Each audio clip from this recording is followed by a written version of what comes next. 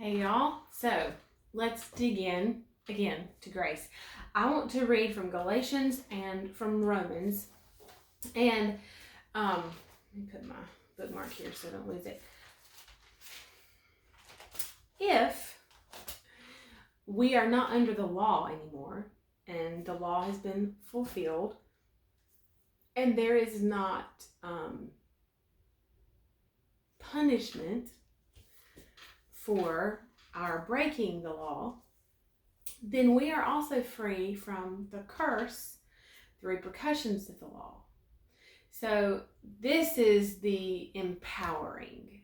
This is where in the mundane and in the difficult and in the struggle and in the hard and in the pressing and in the frustration and in the ruts and in the life of it, that grace doesn't leave us where it finds us, but that it empowers us to come out. We see Jesus in his ministry and all that he accomplished in healing, in setting people free, in turning water to wine, even in the supernatural, absolutely manifesting in the natural world. And Jesus enjoyed unbroken relationship with the Father. And grace and truth came through Jesus Christ. And so, in that same way, when we are in Christ, we are dead to sin. The curse is no longer our portion. And the curse of the law, the curse, of course, evil, awful, bad, empowered to fail. So blessing is empowered to prosper. Curse is the opposite, be empowered to fail. And everything that entered the world as a result of Adam and Eve's decision to not listen to the voice of God is a result of sin, and it is a part of the curse, right? And so in Christ, we are free and we are no longer under the curse. And so our bodies, ourselves, our flesh, our human nature is now redeemed and restored into right relationship with God. We have to learn to walk like that. And this is revelation. In total honesty and transparency, I have hard days. I have very hard days. Some are more difficult than others. But we live in a fallen world, right?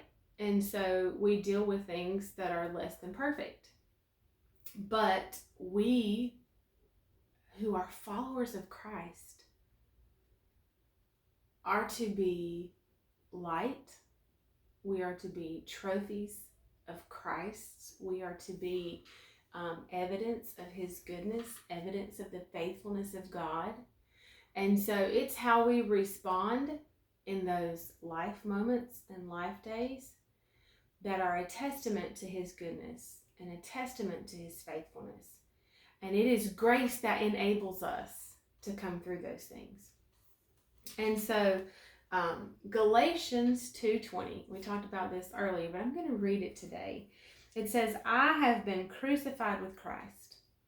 In him I have shared his crucifixion. It is no longer I who live, but Christ the Messiah lives in me.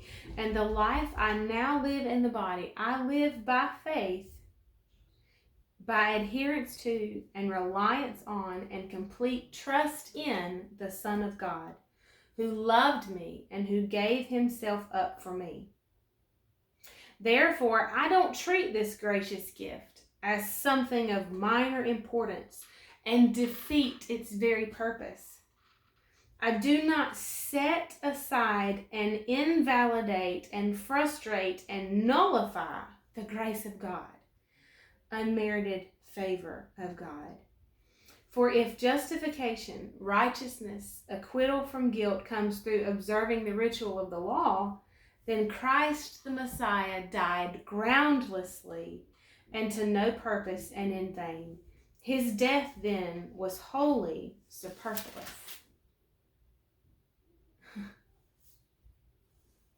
So, grace is not to be set aside and not to be treated as something of minor importance.